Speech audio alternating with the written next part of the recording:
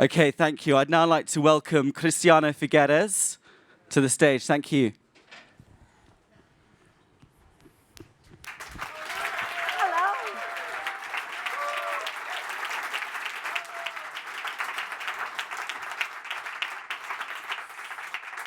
Hello, everybody. So delighted that you're all here. Now the microphone goes on. Thank you. So delighted that you're all here. Thank you very, very much for coming. And those of you who are standing, there are a few seats in here, so do come. I have tried, and even if you stand, you don't grow anymore. So I do suggest that you sit down. So good afternoon to all of you, and thank you very, very much for being here. This is a very exciting moment in which we are, again, calling the world to do what we have to do. And it is, if anything, if I were to put together the whole hour, and we hope not to go over an hour, not to make a more use, you abuse your time more. If I were to summarize the whole event into one sentence, I would say, swallow the alarm clock. Because this is about a call to collective intentionality, just like we had collective intentionality for the Paris Agreement, and now we need another wave of collective intentionality to make sure that we do not surpass the milestone or the timing of 2020 as being the moment in which we truly bend the curve and begin to show the world that we have begun to descend emissions. And this is, of course, even more important in the new political context that we have all enjoyed in the past few months. To which the only thing that I can say is that if I stand up here and completely refuse to acknowledge that gravity exists, it does not diminish the gravitational pull on my body. Just like if I continue to deny that climate change exists, it does not have any effect on the impacts of climate change. So, even more important that we understand what the reality really is and what we need to do. And thanks to science, because as you know, the Paris Agreement is a science-based agreement, and here we continue to be science-based. And science has been very clear, and you'll hear it from the panel, that we do need to be at 2020 at the maximum point and bend the curve by then. Is that challenging from where we are today, 2017? Absolutely, it's challenging, but we're on our way. We're on our way because we do know that for the last 3 years, we have actually been at flat emissions globally, while we have continued to increase our global GDP by at least 2 to 3% a year. So that doesn't mean that we have done what we have to do. That doesn't mean that we have irreversibly decoupled greenhouse gases from GDP, but it does mean that we're actually on our way, that we do know how to do this and that we can do it and that we can accelerate. So this transformation that we are seeing, which is the beginning of the decoupling, we would argue is actually the result of 3 driving forces. First, and fundamentally, science. Because this is something that we do need to follow. Science, the lead of science, and science, just to put it, brutally, and I am really sorry to the scientists in the room, but just to do a brutal simplification of the science, if you will, think that we only have 800 gigatons left, because we've already emitted 2 times that much, 2 times that much. So we only have 800 gigatons of emissions left not for the next few decades or the next century, for the rest of the history of humanity as long as we would like to stay on this planet. And at the current rate of 40 gigatons per year, you do the math. Even in Costa Rica, it's an easy math. 800 divided by 40 is 20. So that would mean we only have 20 years of the current level of emissions. Well, obviously, we're not after 20 years, we're not going to go from those levels to 0. So we need to reserve a little tail there of emissions in order to be able to allow that the economy makes a gradual and planned transition out of a highly carbonized economy into a low carbon economy. That is why science has said very clearly that we need to bend the curve by 2020 so that we can then be at a decarbonized economy by 2050. And that is the message, the first message that we want to put out today, that the panel will do a much better job than I, which is bending the curve by 2020 is fundamentally necessary. The second message that we want to leave with you today is that it is actually advisable, because you all know the multiple benefits that are going to come from a decarbonized economy, which are improved health, improved transportation. Spoken like a person from a developing country, I cannot tell you how exciting it is just the thought that we would improve our transportation. Much more livable cities, much better energy security, more food security, more water security, etc. The list is long of the benefits that will come from a decarbonized economy. So yes, does it make sense? Absolutely, it is very desirable. And the third message that we would like to leave with you today is that this is actually achievable. Because if you stand where we are now and you just sort of put the idea out there that we have to bend the curve in about 3 to 4 years, it does seem completely crazy, admit it. But the fact is that this is achievable. And in order to put some data points behind that, I want to very quickly go through the 6 areas where, thanks to the consultation that we have done with our vast array of analytical partners, we have actually all come to the consensus that there are 6 major areas in which this decarbonization has to happen in a timely fashion. And the first, not surprising, is of course energy generation, where we are, I would argue, most advanced, thanks to the dropping prices of certainly of renewable energy, solar, but also wind. And we're actually doing so much better than we were just 10 years ago. So by 2020, where do we have to be? We have to be at 30% of the energy being generated across the globe on the grid has to be 30% renewable energy. How far are we? You know, not very far away from that. We're already at 23.7.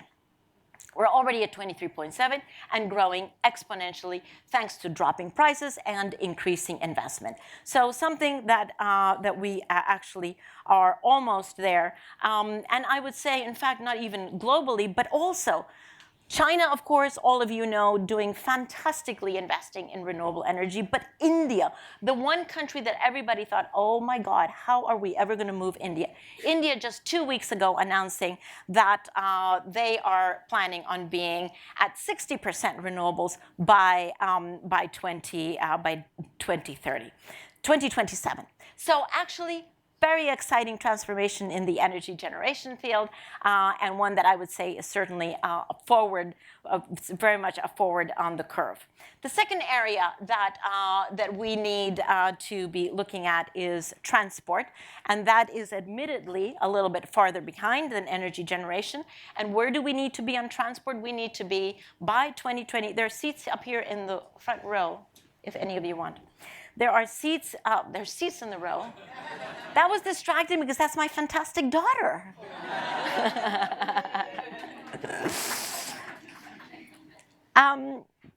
So where do we need to be on transport?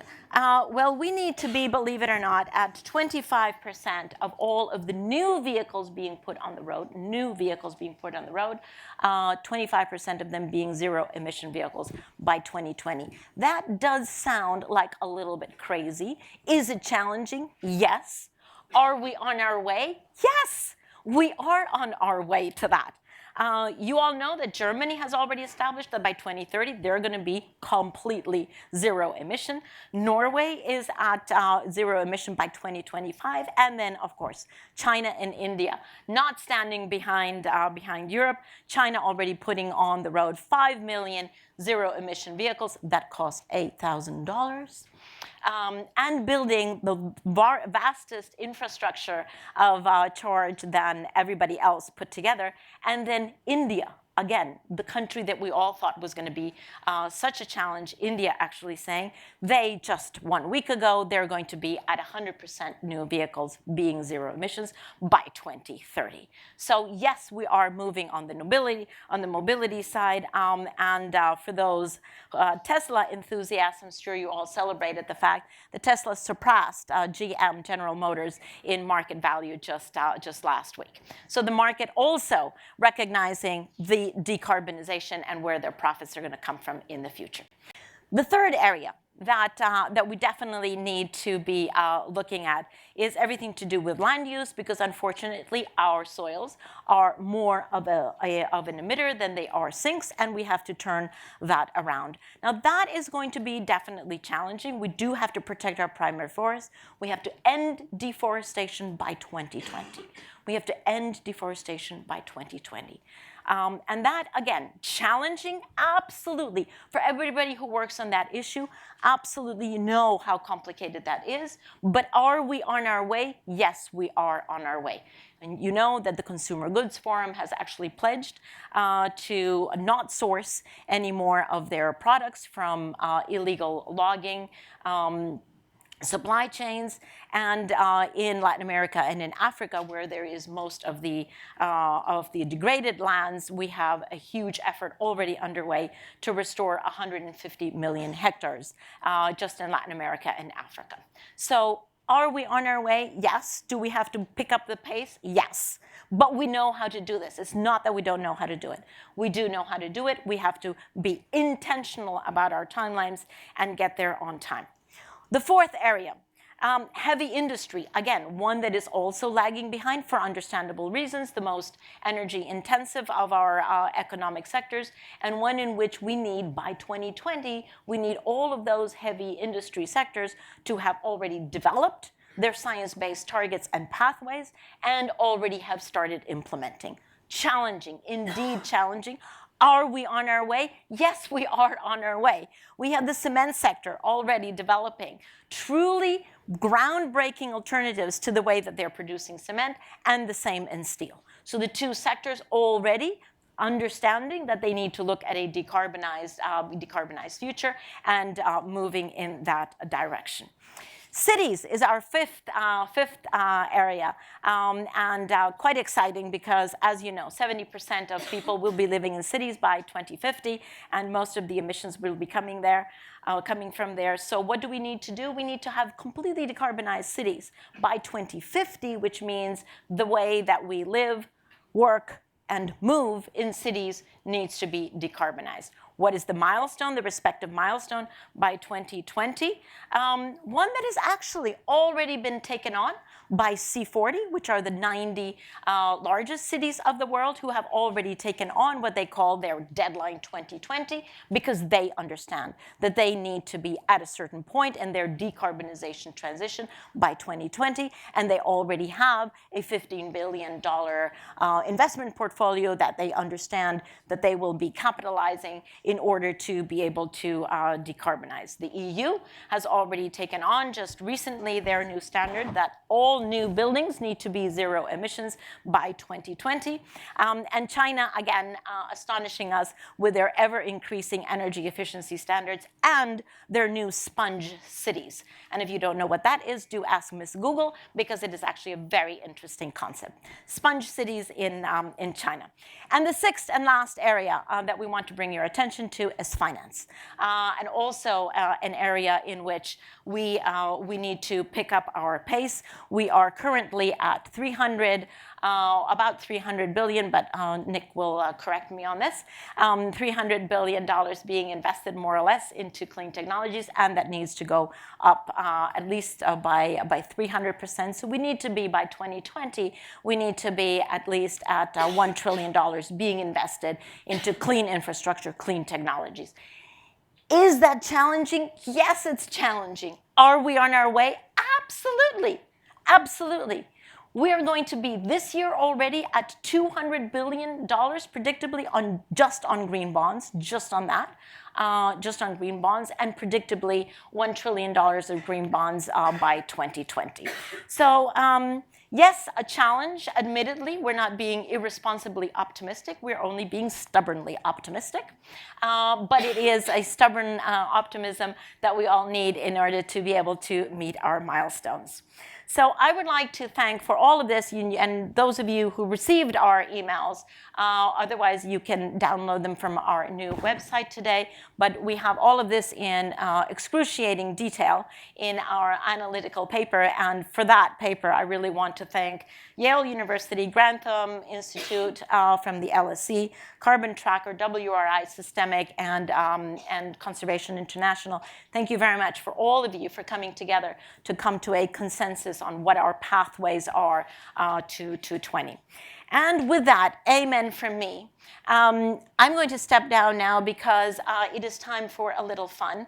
And we're going to be enjoying a very short clip that was made for us by Project Everyone, thank you very much, about the pains of being late.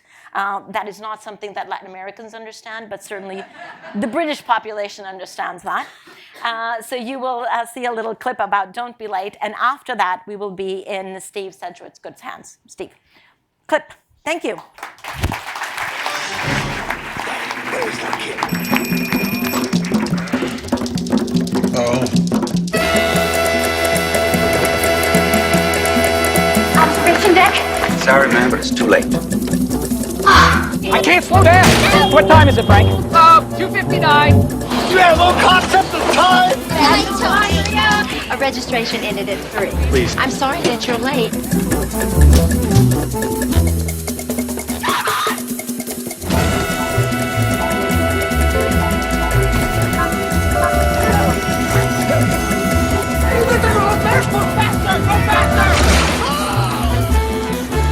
The ship will detonate in 10 minutes.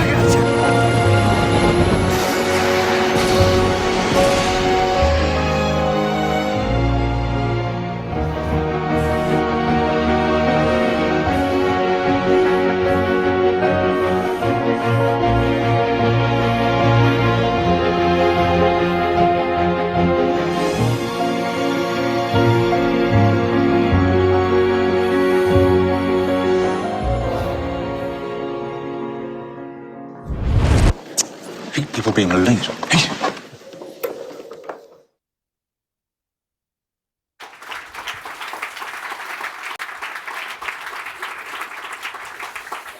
Okay, we are on a very tight timeline, and I don't want to be late today as well, as Christiana has just said. So I'm going to say very briefly who I am. I'm a journalist, that's it really. I've covered about 30, 40 OPECs, and then I started getting into other kind of energy events when I had the absolute joy of watching Christiana in action on the ground during my 2 weeks, late November, early December 2015, watching her herd the cats with just her own willpower and the power of PG tips, I think it was as well.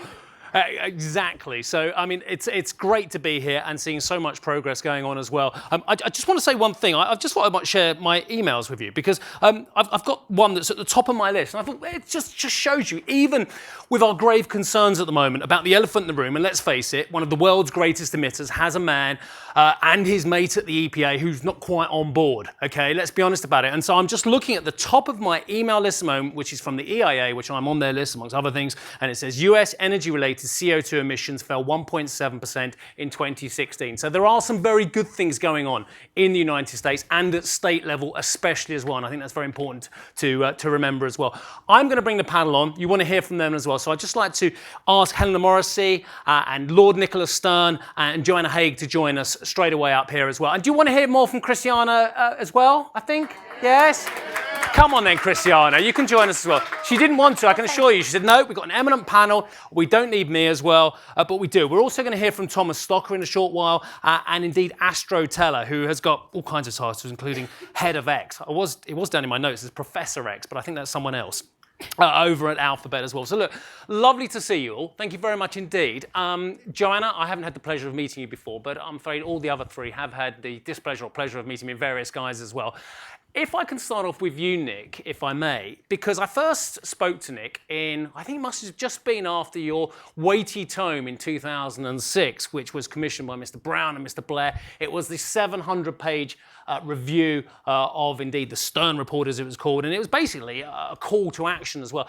Helena, of course, you are the money lady as well, so we want to hear all about how it works for finance and the economics behind it, and the distractions as well, because for a lot of people in this audience, it's all about climate, it's all about the environment. But for you and for the money people as well, it's about making it work with a whole host of other challenges as well.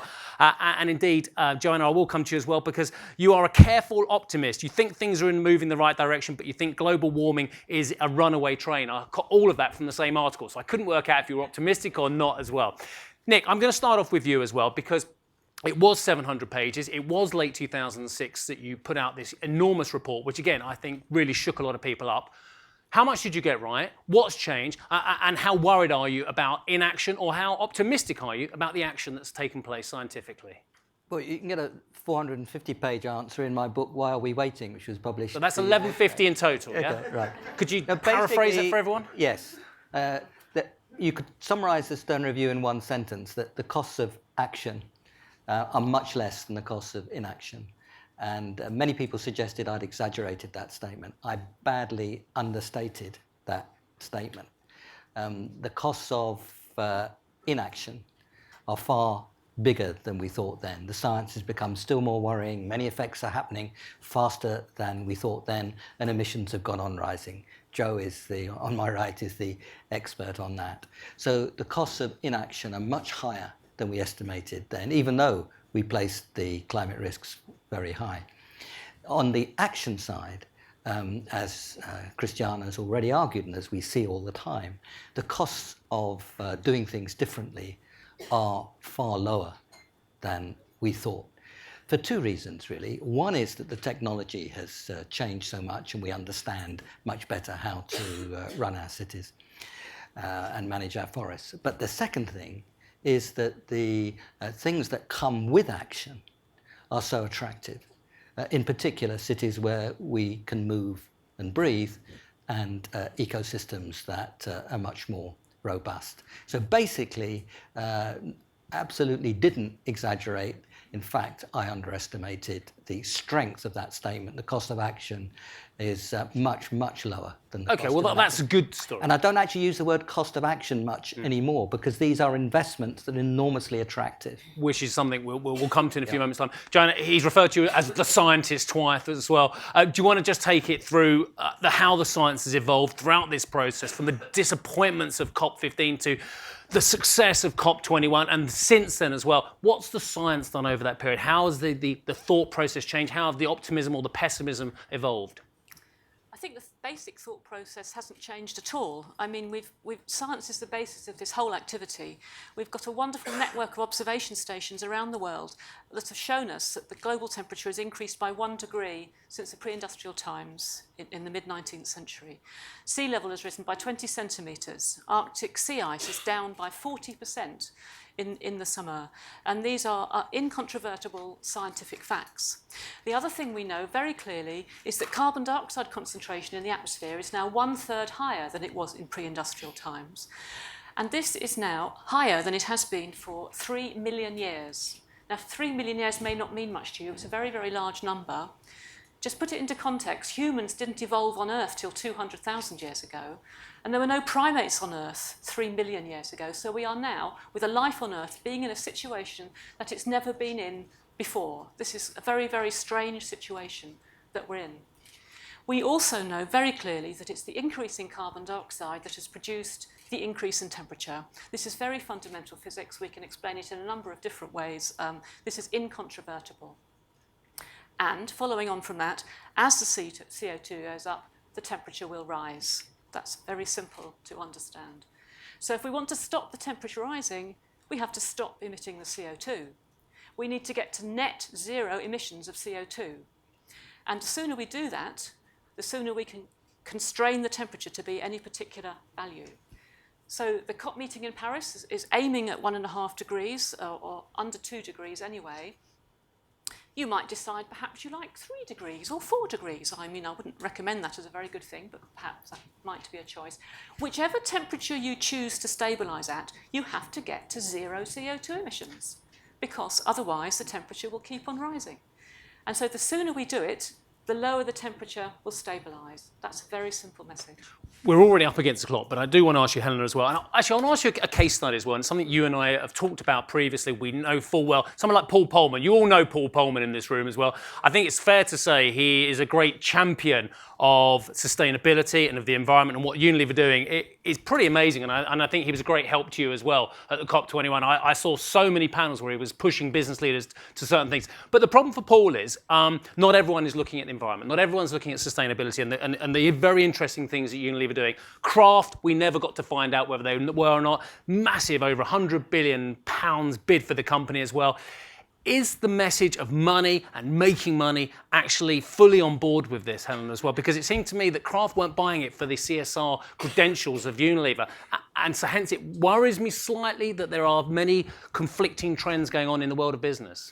Well, I'm worried too. I think it's not over-exaggerating our importance. It's more reminding us of the responsibility that we have as investors to acknowledge that we can either accelerate the path to reaching the goals of Mission 2020, or we can hold it up. There are obviously going to be investors always looking at the next Tesla, and looking for the great next renewable energy opportunity. But one of the big problems is there's so much money invested with the companies that really hold the key to whether we reduce emissions in time, because they're obviously not environmentally friendly. And Paul's a great example of somebody who champions this enormously. And I think it's a bit of a shame in lots of ways. It was a relief that the Kraft approach was ended so quickly, but we didn't ever have that proper debate about short-termism and long-termism. I happen to believe that climate change is a financial issue. And I actually don't think you can separate out the returns opportunity from the risks if we don't do anything. I think they're inextricably linked. But there are a lot of people who don't believe that. A lot of people who box in the corner, call it responsible investing, but they really mean it's a special interest issue. It's not day to day. And that would be really not living up to our responsibility as investors. That would be holding things up. And I think, as Christiana was saying, the more that companies can make money out of it, the easier this will be for everyone as well, because the technology, as you were saying, Nick, as well, it's getting cheaper. It's not such a cost anymore. Right, let me move on. I think we've got Thomas Stocker good, have we? Right, Thomas Stocker is going to join us now. He is chair of the Grantham Research. I beg your pardon, that's you, Nicholas. I'll get to Thomas Stocker, who is Professor of Climate and Environmental Physics, Physics Institute, University of Bern as well, also the former IPCC chair from 2008 to 2015. Thomas, are you with us? I've just called you. I hope you're there. Yeah, he is. I am there. Can you hear me? I can hear you loud and clear, sir. In terms of the point that was raised to me by a viewer who I had an argument with the other day, I said to him, look, 97% of scientists are on board with this one. And he pointed out that 97% of the scientists could well be wrong. Are there many flat earthers still there, or is that still a problem for us? How is the science overwhelmingly proving that 2020 has to be a reality in terms of a peaking and a turning point? This is for three reasons. The first reason is that we know that the climate has changed. In the last IPCC report, we said warming of the climate system is unequivocal. And that was a statement, an affirmation in its brevity that was accepted by 195 countries over the world. And of course, it is a statement that is based on millions of observations. Joanna has already mentioned the warming in the atmosphere, but also the warming of the entire world ocean down to 2 kilometers depth, the acidification of the ocean, and the fact that the Arctic sea ice has become more and more fragile, along with the fact that its extent has reduced by 40%. These are all incontrovertible facts that lead to that statement, warming in the climate system is unequivocal. The second statement that science could provide was a statement, human influence on the climate system is clear. Another statement that was assigned and approved by 195 countries, for example, based on the fact that CO2 today is higher than by 30% than ever during the past 800,000 years, and most likely during the past 3 million years. The human influence on the warming since 1950 was deemed to be the dominant cause, and therefore the affirmation that has been made by IPCC was accepted by all these countries. The third point is that we really understand the problem. Christiane already mentioned that there is a limited budget of carbon emission. Whoever states politically that we want to limit temperature, at the same time, you limit all the emissions that man has ever done since Industrial Revolution. The 2-degree target has an emission limit of 2,900 billion tons of carbon. And this graph shows you just how much we have already expended. The yellow wedge is the wedge that is still available to us. That's for the 2-degree target. For the 1.5-degree target, the situation looks different. The point of this conference here, we need to bend the curve, because what we are looking at now today, that is the challenge for the 2-degree target. But in 10 years, if we do not bend the curve, in 10 years, the 2-degree target will be as ambitious as we have before us today. So it is really high time to initiate this grand transformation. I usually say this is another industrial revolution. Industrial revolution, a word also of big hope. We had 3 industrial revolutions so far, so we have learned a lot. Mechanization, electrification, and digitalization, and now it's high time for the 4th industrialization, decarbonization. Thomas, we're getting support for that view globally, apart from perhaps in the new US administration and the new head of the EPA as well. Why do they believe, despite all the evidence that you and the broader scientific community are presenting, why do they believe in an alternative path and potentially another way forward in terms of tackling climate change? I don't understand how everyone can move so forward, including, as Christiana was mentioning, China, that we still have contention. What are they working on? I do not believe they don't understand, but I do believe, and I think it's pretty obvious, that there are hidden interests or even very evident interests on the status quo. Every year that passes by with stagnant emissions, emissions that do not go down, means a year of earning money with old technology. Technology, by the way, that is more than 100 years old. All right, Thomas, I think we're going to leave it there just for the moment as well, but I'll come back to Joanna on that as well. Do you want to expand upon the science that perhaps Thank you very much. Can just continue to make an overwhelming case? So I think what we need to do now with the science is look a little bit more about the more regional distribution of the temperature changes and the other impacts.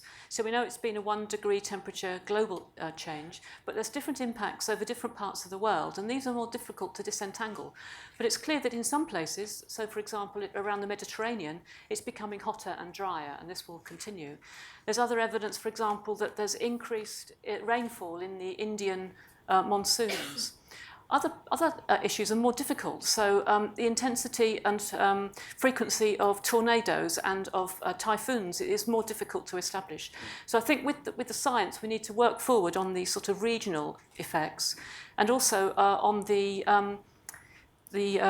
high impact events like floods and storms and heavy precipitation events. The science is now emerging that we can actually identify to what extent climate change has contributed to a particular event having taken place. This requires, of course, some science. It also requires some rather clever statistics. But people are now being able to understand, for example, that the heat wave in Europe in 2015 was much more likely because we've had climate change. Nick, you're going to answer something there, but I also want to ask you at the same time, so perhaps you can meld the two in together, about the growing world economy, and then we'll come back to Christiana and Helena as well. The growing world economy, I think you told me how much it's going to double. How long is it going to take to double the world economy? Probably 2 decades, a growth rate of 3%. So we're going to double in 20 decades. years, Yep. And yet we've got to have a peaking in 3 and a continued emission decline there. How's that going to happen? We know how to do it. But essentially, the magnitude of the change is something we have to be very clear about. It's not just sort of gradually peaking in 3 years and then gradually going down from there. This is radical change, but extremely attractive change. But to get a feel just how big it is, the world economy doubles or so in the next 20 years. Also, infrastructure will more than double in that time with the process of urbanization, demands for transport, energy, and so on. So world economy will around double, infrastructure more than double. In that time, we have to cut emissions by about 20%. If that new economy, which is appearing side by side with the old economy, looked anything like the old economy, we couldn't possibly cut the total emissions by 20%. So we have to do things in a very different way. Infrastructure, transport, energy, city design, water. I would include the management of our forests as a management of our natural infrastructure. Infrastructure is absolutely at the heart of this. And the third point on the economics is that this is the growth story. Investing in sustainable infrastructure now is the demand boost, the sensible demand boost that the world economy needs. President Trump has understood that, and surely he wants modern, smart, resilient infrastructure rather than the alternative. But that is the growth story in the shorter term. It's the growth story in the medium term. This is a story of innovation, waves of technological change, as Thomas and others have stated. And it's the only growth story on offer in the longer term, because any attempt at high carbon growth derails itself. So we have to understand the magnitude of the change, the infrastructure's at its heart, but this is the real story, the profitable growth story of the future. Helena? Yeah, and that's why it needs to move from sort of peripheral, nice to have, to essential. I think that in the meantime as well, investors don't have to just divest from companies that aren't doing the right thing. The ideal scenario is to engage with companies but have consequences if they don't do enough. So obviously, ideally, you don't want all these other companies to go bankrupt. You want them to develop or to source new technology for their energy sources as well. So I think investors, in fact, I'm just about to join, I should disclose here, Legal and General Investment Management in a couple of weeks, and they have written, last week they announced they've written to 84 of the world's largest companies to tell them that they will be voting against the chair of the board if they don't follow a template to actually do something to get ahead of this, because it's a financial issue. I mean, they're not looking after that, wouldn't be looking after their pensioners and so on money. Duty. Yeah. Exactly. So I feel worried that a lot of people still aren't there, but encouraged that there are leading players out there who are doing something about it. Christiana, before we get to AstroTurf, I just want to, if you could expand a little bit on India. I thought India was one of the big sticking points and the emerging world of how they're allowed to industrialise. You should have electricity in your home and hot and cold running water before you're told you can't have industrialisation. It's this great hypocrisy that was at the centre of how the West treated the emerging, what have you. You just specifically said India is doing terrifically as well. So they're getting their cake and eating. They're getting their industrialisation and they're moving forward with a very strong green agenda. Well, because this is the greatest opportunity that they have. And they currently stand before the most challenging task, which is to bring their populations out of poverty. And they have understood that more carbon means more poverty, and less carbon means less poverty. As simple as that equation. And they have really gone on to this. And I think, Steve, it's important to understand that we will likely, over the next 2 to 3 or 4 years, we will see a dissonance between the political conversation and the real economy. The political conversation is going to be very difficult for reasons that we all understand. But the real economy is not going to be hung up by that. the real economy is going to be moving forward. So you will very likely see countries like India or perhaps even China or other developing countries still be very stuck in a political conversation that is now has sort of a handbrake on it, and they will not be able to be overtly or publicly as ambitious in their political statements, but the real economy is moving forward because they're not doing this to do a favor to anyone. Sure. They're doing it because it's good for their economy. Let's get to Astro Teller. Astro, I struggled to find your real title, Head of X. Professor X, it said. That had to be wrong. That's Charles Xavier. Over at Google X, Alphabet X, X Alphabet, whatever you want to call it. You are the captain of moonshots, I'm told. How important to you, as you're making money for arguably the biggest, certainly one of the most innovative companies in the world, how important to you is environmental sustainability? Go on, be honest with us here. It's huge, but maybe not in the ways that you think. So let me be specific. First of all, I appreciate the sober, serious conversation. This is one of the largest problems in the world, and I'm really glad to see that everyone is serious about tackling it. And we feel that this is one of the biggest problems in the world, so we're serious for that reason, and one of the biggest opportunities in the world from a business perspective. And so that we're serious from that perspective too. Now, we do work on things that are in the energy generation, transmission, and storage parts of the space. But that's not really how I would describe the alpha and the omega of our interest in this space. Let me give you first one or two examples from my past, or from our collective past rather, that give me hope, and then give you some concrete examples of how X tries to throw itself at the problem, and hopefully that can inspire some other people to both have hope and to throw themselves at the problem in some particularly interesting, creative, audacious ways. So the first one is that when I was a child, at the height of the Cold War, we were making nuclear weapons at a ferocious rate. And the prediction, should one have been made at the time, that there would be 1/6 as many nuclear weapons in the world 35 years later would have been laughable. And we've managed it as a species. And that gives me hope. About 100 years ago, there was a very serious conversation centered in England, but it was a worldwide conversation about the fact that we were going to reach peak ability to feed humanity because there was only so much fertilizer in the world, and that the next billion people were going to starve to death. And this was very serious. It would have happened, in fact, except for a process, the Haber-Bosch process, for making artificial fertilizers, which very literally saved humanity. In 1909, that was proved for the first time in a lab.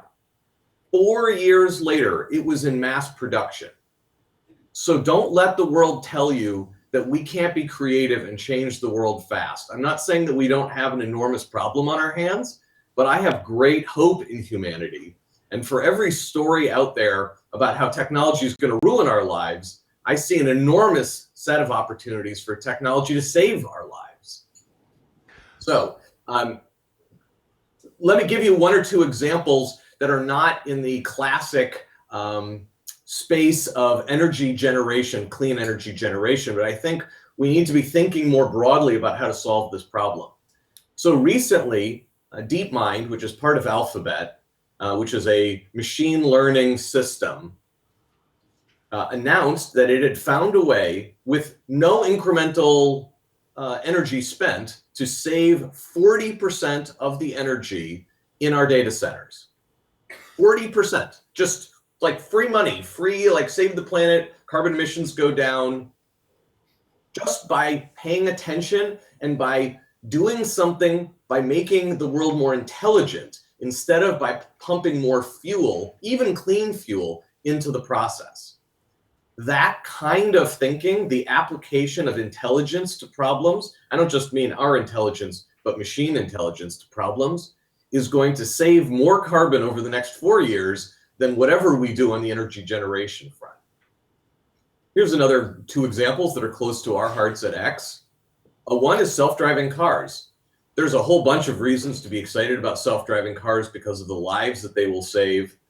But think about it this way. Right now, the standard for the world is that you build a car to keep the people inside it primarily safe. You know that it's going to keep them safe because you put enough steel around the person that when you smash the car into a wall at 50 miles an hour, the person inside survives.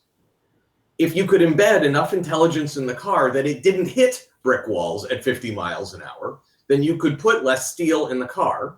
There would be less carbon footprint in the production of the cars. There would be less carbon footprint in the lifetime of the vehicles because you're dragging less weight around. There's actually demonstrations that already exist that there's less carbon footprint of the cars because there's less stopping and going when the cars drive themselves. So there's a huge benefit which can be rolled out immediately in that area.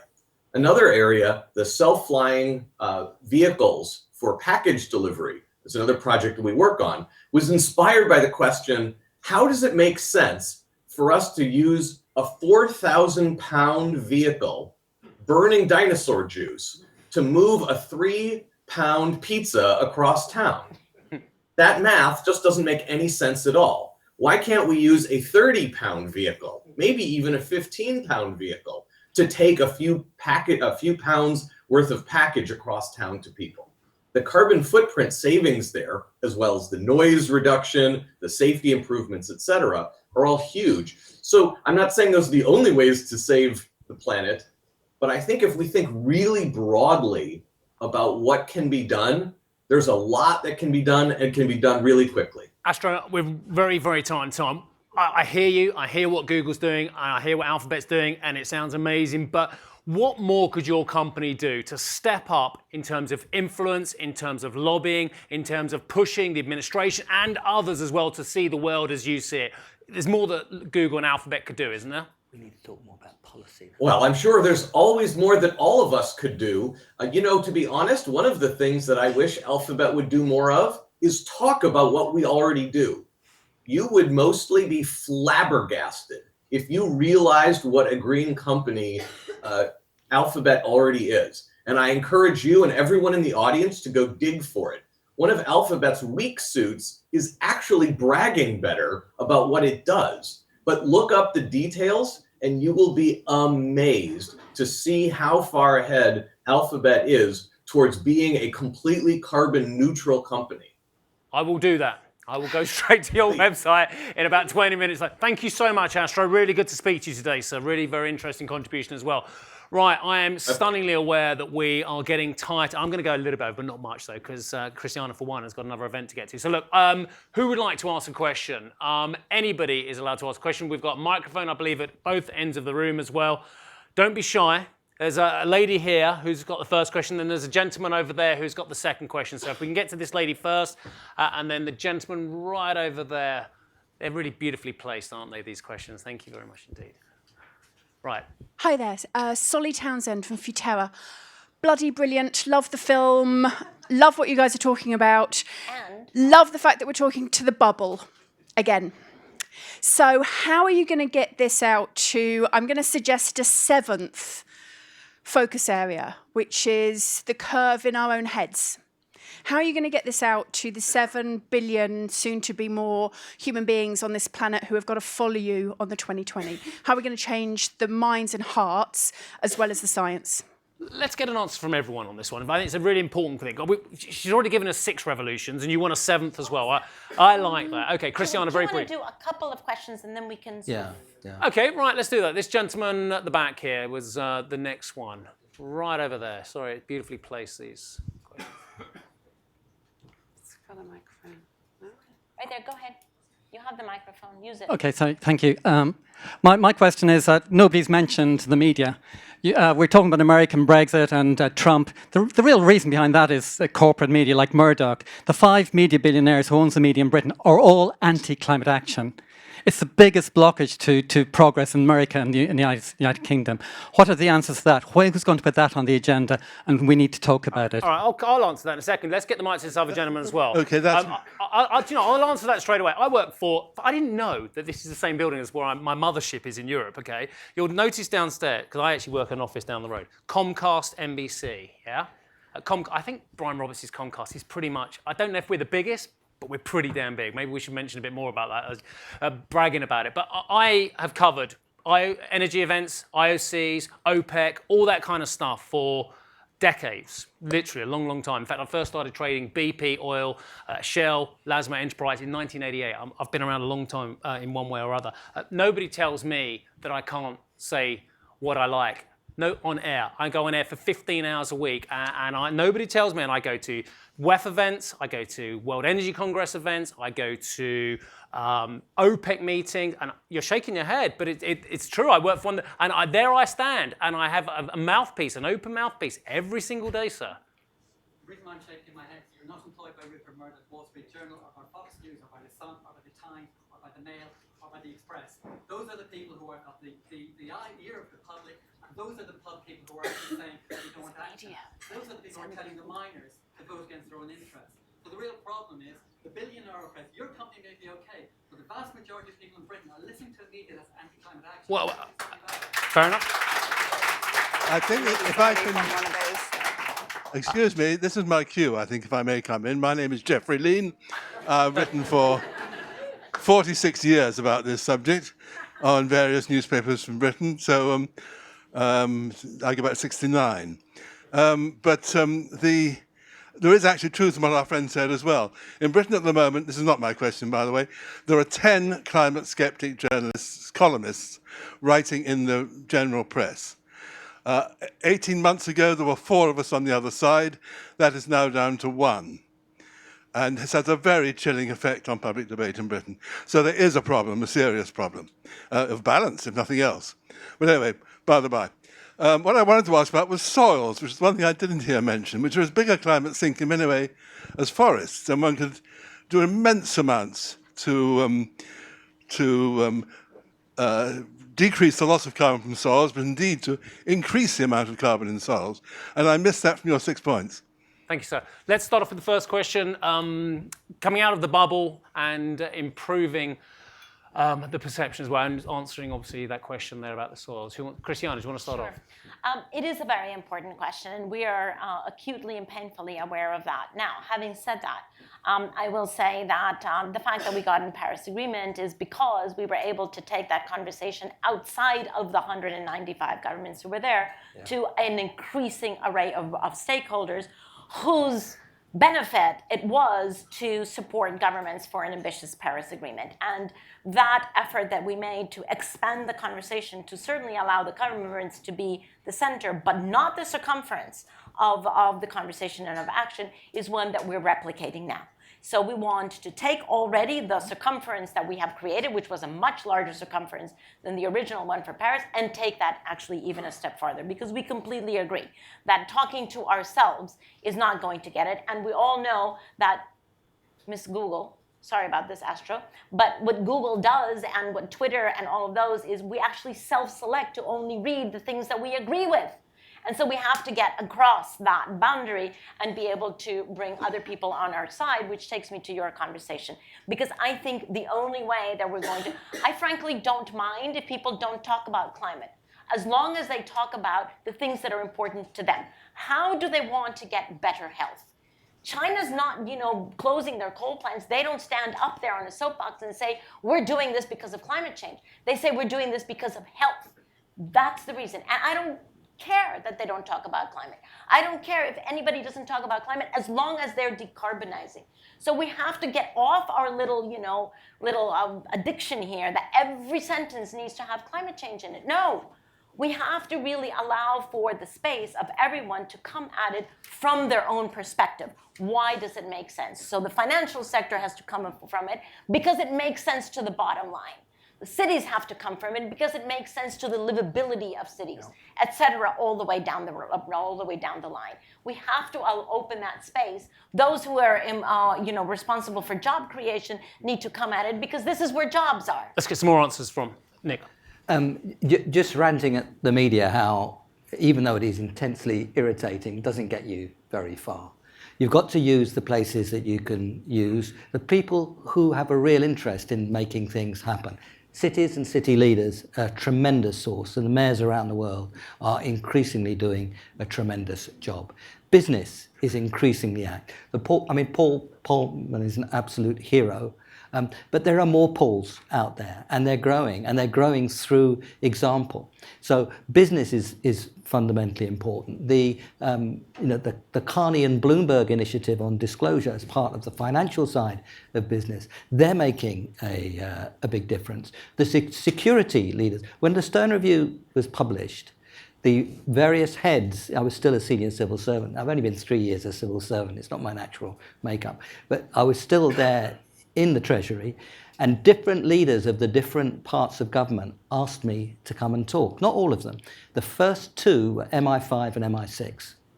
And the security people around the world, the military, the US Navy. If you look at the people who have to think long term and have to think about risks. So cities, business, security and military, and faith. Yeah? I put finance in with the business. You're absolutely right.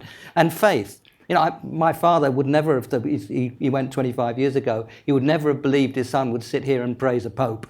But this pope has done a tremendous job. God bless the Pope. Okay.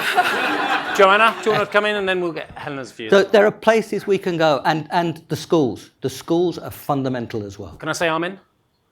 Amen. Joanna. As long as you also say, "Hey, women." Just to address the question that was over there, which really regarding sort of behavioural change. And I think there's a lot that can be done just at very low level through, local communities and making people understand what they can do and also why it's good for them. So the whole issue about the health co-benefits, not just in terms of air pollution and lung disease, but in, low carbon transport, walking and cycling, in eating less red meat, and it's all good for your health. And in the same way as that the education about smoking being bad for you sort of infiltrated everybody's understanding, so that in the end, the argument about not smoking didn't even have to be made because everybody just understood it. And I'm sure we could do more to get these sort of messages out there so that the general public would just think it's a no-brainer. So I've already mentioned there are a lot of skeptics within the investment world, not necessarily that they would disagree with climate change as actually happening, but actually what they're doing with their money. They're not putting the money where their mouths are. Those of us who do think we should do that need to both outperform, start with, show that it's a smart and intelligent thing to do, as has already been said, but also then get out and evangelize about it, make sure our clients are asking us to do that, make sure that we are winning the business, and actually take responsibility, not just kind of like in our our bunker, in our offices, but actually get out there and evangelize. Thank you. I've got one more question from online. I think we're getting very near the end here. What policy steps need to be brought on board to bend the curve? It's an online question as well. Bending the curve. Why don't we get the scientists on?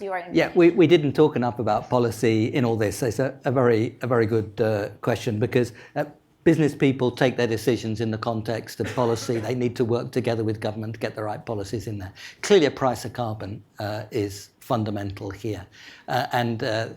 Joe Stiglitz and I, at the request of the Carbon Price Leadership Coalition, have a commission which will publish its first results for consultation next week on what kind of prices of carbon are going to be necessary. The second thing I would emphasize is city design. Do we want to have cities where we can move and breathe, or don't we? I hope the answer to that question is obvious. And that is going to be fundamental. The last thing I would underline is the forests and the grasslands and the soils. But if we get a price of carbon, better designed cities, and look after our forests, grasslands and soils better, we would be a huge way along the way. Can I jump in? Sorry, because I did mention, soil as one of our 6 sectors. So I do point you to the document. But to policies, I just wanted to say, I think we have to make a distinction between short-term electoral-driven policies, right, cycle policies, and the long-term trend of policies. So now I've moved to this wonderful city of London, and I live in front of my first ever tidal river, which is a total experience, okay? Because you see the tide go up and down, up and down. Now, one thing that I have learned from watching this river go up and down all day long is that it doesn't change the direction of the flow of the water.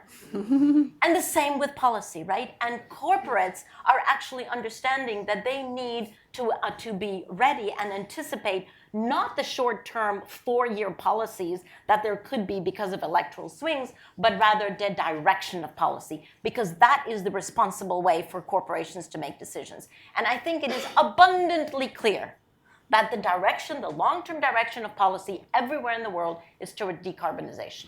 The average direction of the Thames doesn't change, but it does go. Not the average. Not the average. You see, even with people who agree with each other, there is a healthy discussion as well. I'm going to leave it there because on average. I know that that Christiana's got to go to another event, a crowd forum event as well, soon after this as well. And I know we're about 6 minutes late, so I won't get asked to moderate again if I go on too much as well. But look, a few things. Obviously, there are 6 revolutions that Christiana's asking for as well, plus the peaking of emissions, plus the huge declines after 2020, plus this lady quite rightly saying as well, breaking out of the bubble, very important as well. And absolutely from this gentleman as well, we do need to keep pushing in all kinds of directions and all kinds of these. Jeffrey's been pushing very hard for a long time, so thank you, Jeff. Well, I actually want to thank Christiana especially as well for, first of all, inviting me to the event, but also that her optimism is quite...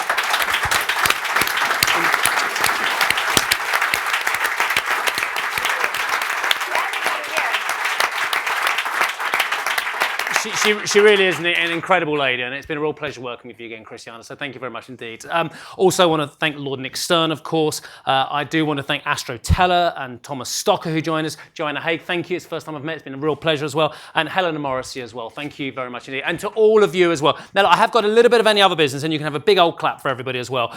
There are some young storytellers here from the age of 14 to 19 from the Ideas Foundation. Stay around for a little bit of networking. Have a cup of tea. Have a muffins, they look like, and just stay around for a bit. You will get asked by perhaps these young storytellers some views and what have you on this as well. Online viewers and watchers, thank you very much indeed. And I think that's it. But just look, thank you very much indeed. It's been real Steve, education. thank you for being such a responsible journalist. Thank you very much.